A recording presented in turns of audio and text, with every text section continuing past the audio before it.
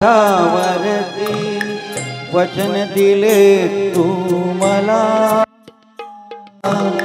गती जन्मीची खूण सापडे, ओळखले कामला.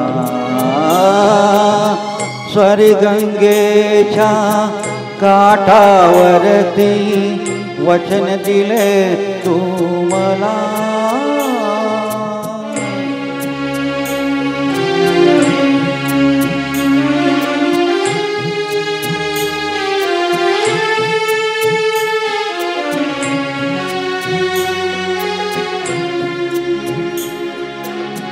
वदलीस तुम्ही सावित्री ती,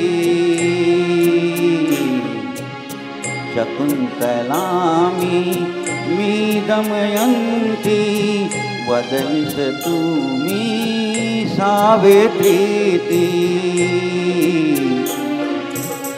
शकुंतला मी दमयंती. नाव भिन्न परिही प्रीती, चैतन्याचा पूर वेधला, गंगेला वेडला. स्वर्गंगेच्या काठावरती वचन दिले तू मला,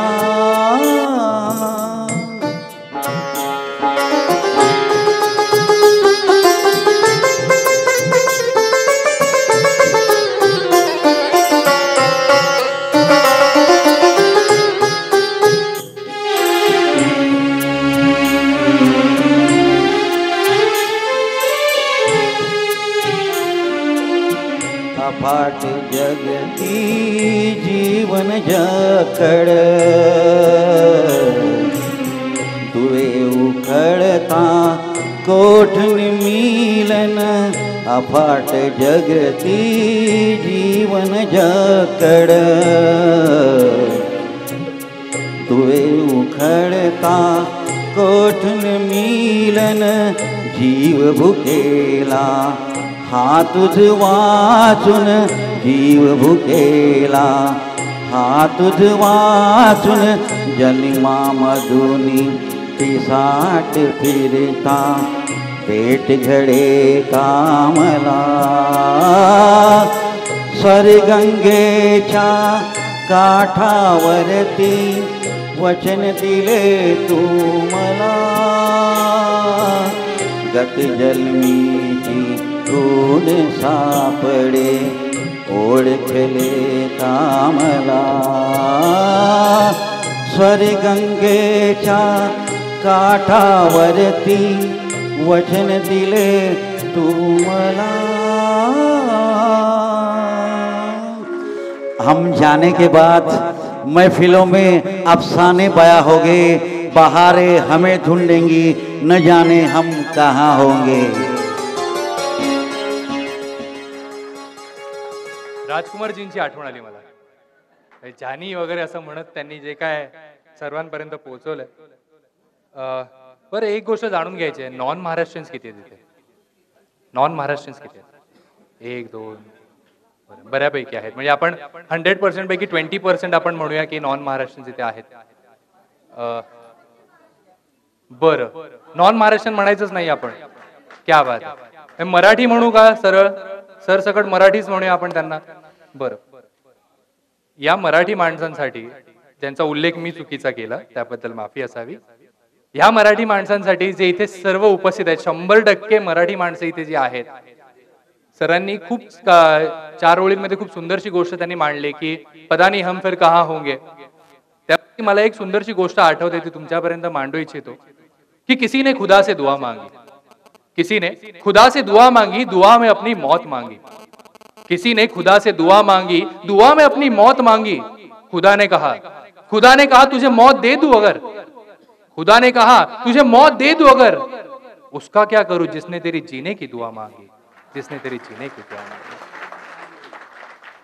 बरं, आपण मगाचपासून म्हणतोय स्वच्छ भारत अभियान, आपण स्वच्छता राखली पाहिजे आपल्या घरात, परिसरात, आवारात. पण ह्याच गोष्टीचं एक वेगळं मूळ आहे. ते मूळ तुमच्यापर्यंत पोहोचवण्यासाठी मी इथे एका कलावंताला पाचारण करतोय. जोरदार टाळ्यांनी स्वागत करूया. एक पात्री प्रयोग काय असतो, त्याची मजा काय असते, ती तुम्हा सर्वांपर्यंत पोहोचवण्यासाठी इथे येत आहे. जोरदार टाळ्यांनी आपण त्यांचं स्वागत करूया. रेखा मडकईकरजींचं.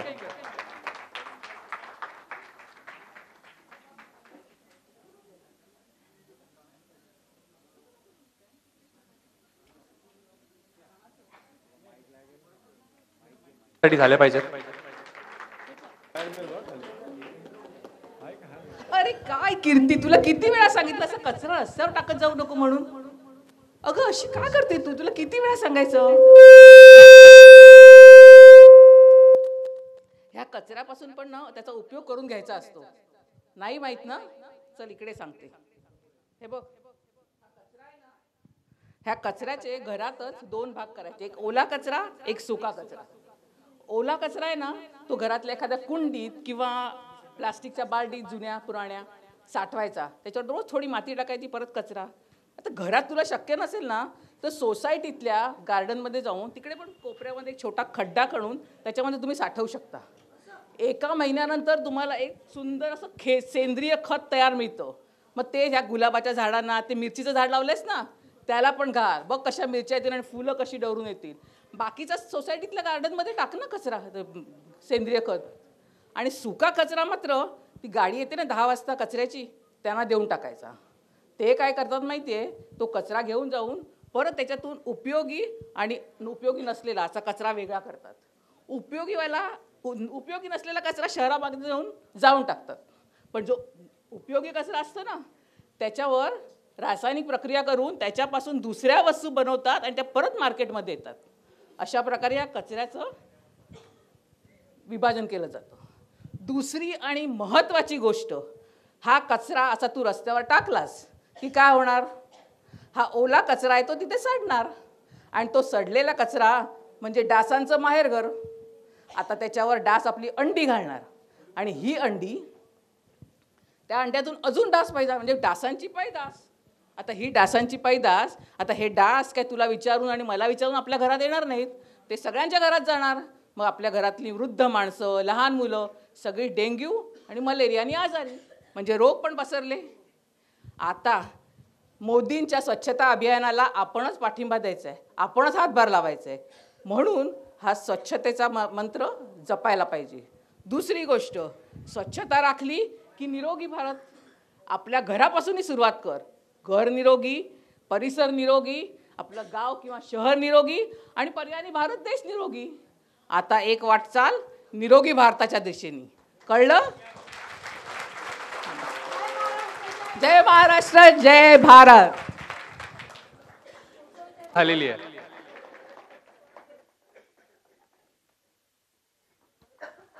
इथे सुरुवात घरापासून नाही, स्टेज पासूनच झालेली आहे. त्यामुळे काय हरकत नाही. पुढे वळूया. आता पुढे अजून काय, गाणी झाली, एक पात्री प्रयोग झाला, ज्यातून आपण स्वच्छ भारत अभियान हे नक्की काय आणि कशासाठी महत्वाचं आहे हे जाणून घेतलं. प्रेम एक अशी व्याख्या आहे जी प्रत्येक वेळेगणिक किंवा व्यक्तिगणिक बदलत असते. प्रत्येकाने प्रेम केलेलं असतं, कुणी लग्नाआधी तर कुणी लग्नानंतर. लग्नाआधी असणारं प्रेम बऱ्याचदा लोकांचं असतं की अरे बावळट आहे किंवा बालिश आहे. लग्नानंतर जे प्रेम होतं त्याला आपण म्हणतो की एकी आहे, आपण एकत्र आहोत, किंवा ते प्रेम व्यक्त करावं तर चांगल्या रीतीने करावं. बऱ्याच वेळेला लव्ह मॅरेजेस टिकत नाहीत असं म्हणतात, पण मला वाटत नाही की ह्यात काही खोटं असावं किंवा खरं असावं.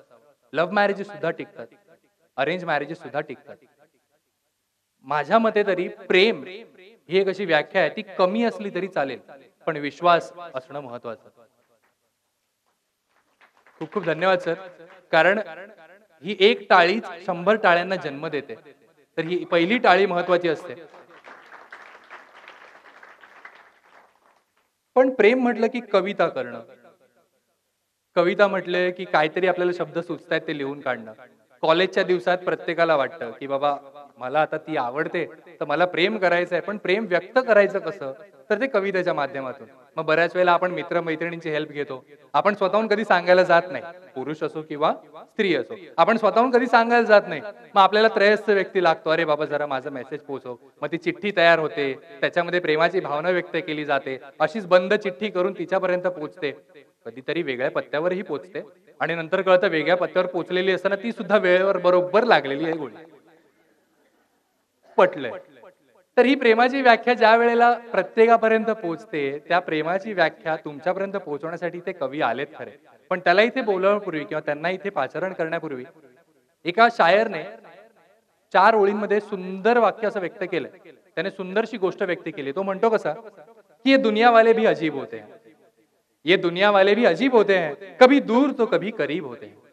ये दुनिया वाले भी अजीब होते हैं, कभी दूर तो कभी करीब होते हैं. दर्द ना बताओ तो कायर कहते हैं, और दर्द जताओ तो शायर कहते हैं. चला जाणून घेऊया ह्या शायरना काय म्हणायचं. एकदा जरा जोरदार टाळ्या अनंत सावंतजींसाठी.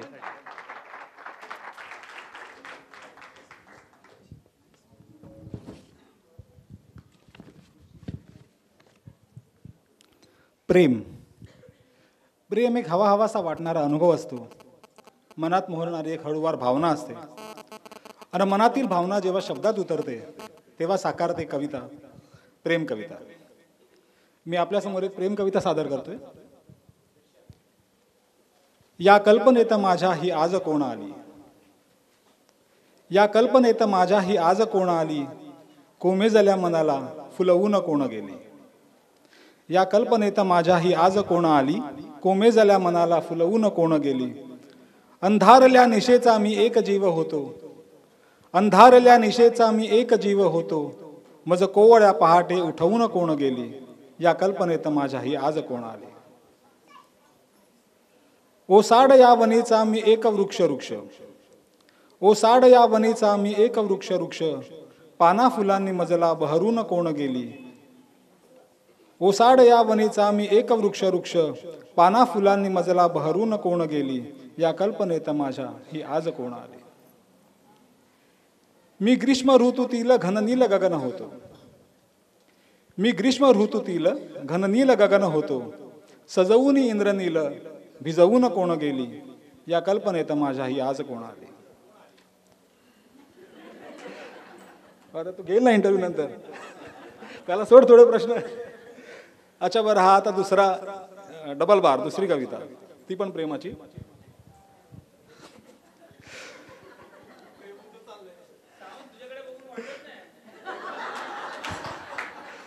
मग तुला देतो थांब. मग प्रीतीत रंगुनिया मी प्रेमगीत गातो, प्रीतीत रंगुनिया मी प्रेमगीत गातो, होऊन चंद्रकोर मी चांदण्यात नातो. प्रीतीत रंगुनिया मी प्रेमगीत गातो, होऊन चंद्रकोर मी चांदण्यात नातो. तू फूल भाव वेडे, तू फूल भाव वेडे मी भ्रमर चतुर होतो, तू फूल भाव वेडे मी भ्रमर चतुर होतो, गंधित तव रूपाला मधु चुंबुनिया जातो. प्रीतीत रंगुनिया मी प्रेमगीत गातो. तू स्तब्ध तो किनारा, तू स्तब्ध तो किनारा मी चंचल जलधारा, तू स्तब्ध तो किनारा मी चंचल जलधारा, शिंपीत जल तुषार घुसळून अंग जातो. प्रीतीत रंगुनिया मी प्रेमगीत गातो. तू सकल दात्री धरा, तू सकल दात्री धरा मी चिंब गगन धारा, तू सकल दात्री धरा मी चिंब गगन धारा, वर्षुनी तुझ्या अधरा मृदगंध धुंद देतो. प्रीतीत रंगुनिया मी प्रेमगीत गातो. थँक्यू.